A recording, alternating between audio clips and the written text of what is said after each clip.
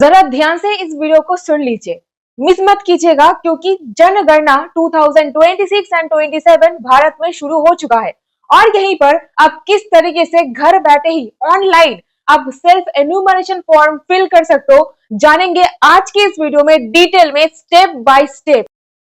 घर घर अधिकारियों को भेज दिया गया है, वो लोग आएंगे, हर एक मकान का सर्वे करके जाएंगे, लेकिन ये सर्वे के तहत बहुत सारे अहम बात डिसाइड होगी। घर बैठे ही ऑनलाइन कैसे फॉर्म को फिल करना है ये तो जानेंगे ही, लेकिन ये जरा जान लीजिए, आपके घर में सरकारी अधिकारी आएंगे और जनगणना की फॉर्म फिल करने के लिए आपको सवाल पूछेंगे। यहाँ पर आपको 33 सवाल पूछे जाएंगे। यहीं पर ये सारे 33 सवालों का जवाब देने के लिए घर में एक जागरूक व्यक्ति का मौजूदगी जरूरी है। और यहीं पर अक्सर एक परिस्थिति देखा जाता है, घर का जो मुखिया होते हैं वो काम के सिलसिले में बाहर गए होते हैं और जो घर के महिला है उनको जवाब देना पड़ता है अधिकारियों को। और यहीं पर अक्सर देखा जाता है घर के महिला को फुल इंफॉर्मेशन नहीं रहता है, जो मन में आता है वो मतलब बोल देते हैं। लेकिन आपको ऐसा यहाँ पर बिल्कुल नहीं करना है, क्योंकि गलत जानकारी से आपको कुछ कुछ मतलब प्रतिकूलता का भी सामना करना पड़ सकता है। ये सुनिश्चित करना आपका एक ड्यूटी है कि आप पूरी तरीके से कंप्लीट एकदम सटीक आंसर उनको दोगे। तो खास करके घर के महिलाओं के साथ ये वीडियो को जरूर शेयर कीजिएगा ताकि वो बिल्कुल सटीक जवाब दे सके। गलत जवाब तो आपको बिल्कुल नहीं देना है, क्योंकि सरकार की तरफ से यहाँ पर बताया गया है सभी प्रश्न का सत्य सही उत्तर देना धारा 8 के अंतर्गत अनिवार्य है। उपयुक्त प्रकाशन जनगणना नियमावली 1990 के नियम 8 के अंतर्गत की जा रही है।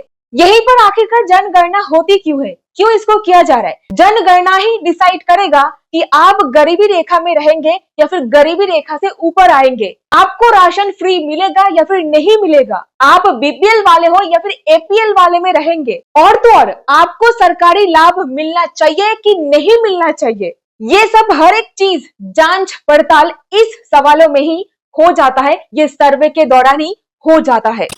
तो इसीलिए आपको बिल्कुल सोच समझ करके जवाब देना है। ये सारी जानकारी मैं इस पर्टिकुलर वेबसाइट से निकाला है, ये ministry of home affairs Bharat सरकार का वेबसाइट है। अभी यहाँ पर जान लेते हैं ऑनलाइन एप्लीकेशन कैसे करें, फॉर्म फिल कैसे करें, self enumeration form fill up step by step. इस बार की जनगणना बहुत ज्यादा खास है। ये खास इसलिए है क्योंकि यहाँ पर डिजिटल टेक्निक इस्तेमाल किया जा रहा है। डिजिटल माध्यम से भारत की जनगणना हो रही है।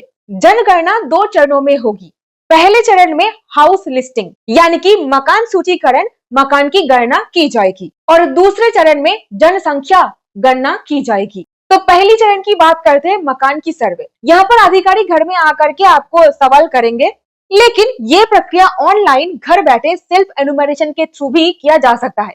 तो ये रहा प्रक्रिया स्टेप बाय स्टेप। इस प्रक्रिया में घर का मुखिया या फिर घर के कोई फैमिली मेंबर इस पर्टिकुलर पोर्टल में जा करके इंफॉर्मेशन डाल सकते हैं। यहाँ पर जरा ध्यान में रखिएगा, एक मोबाइल नंबर से केवल एक ही घर का लॉगिन संभव है और जिसकी एंट्री परिवार की मुखिया की तरफ से होगी।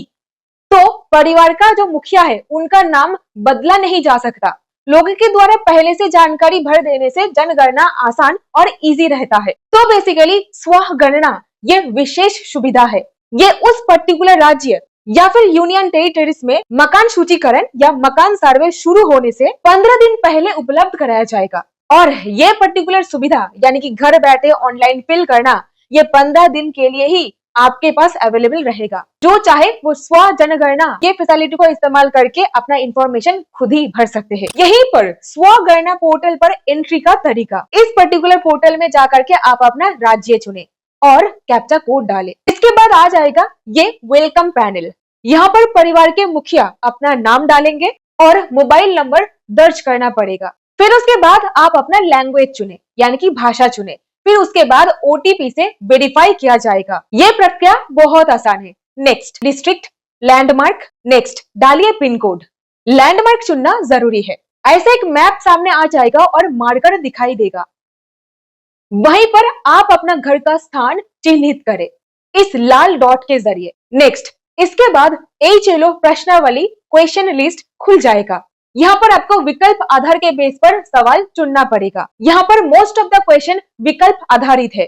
लिखने के लिए आपको वर्चुअल कीबोर्ड दी जाएगी। अगर कोई जानकारी छूट जाता है तो सिस्टम आपको इंडिकेट कर देंगे। फिर इसके बाद सारे आंसर्स सिलेक्ट करने के बाद डिटेल में एक बार चेक कर लीजिए फॉर्म को।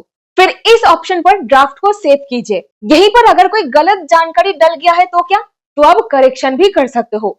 फिर इसके बाद पुष्टि करके फाइनल सबमिट कीजिए। यहाँ पर जरा ध्यान से सुनिए, फॉर्म सबमिट करने के बाद क्या, फॉर्म सबमिट होने के बाद एज से जुड़ा 11 अंकों की ऐसा आईडी आपको दिख जाएगा। ये आपको एसएमएस से भी मिलेगा मोबाइल पे। इसको संभाल करके किधर आप लिख के भी रख सकते हो। और यहीं पर जनगणना वाले कर्मचारी अगर आपके घर में आए तो आप उनके साथ ये आईडी साझा करें कि ये है मेरा आईडी, इसके थ्रू मैंने फॉर्म फिल किया है। So that's it in this video. उम्मीद करता हूं आपको इस वीडियो से कुछ ना कुछ वैल्यू मिला है, समझ में आया है किस तरीके से सेल्फ एन्यूमरेशन फॉर्म फिल करना है। अगर कुछ डाउट होता है तो कमेंट करके बताइए। मिलती हूँ ऐसी और इंफॉर्मेटिव वीडियोस के साथ। बहुत बहुत धन्यवाद।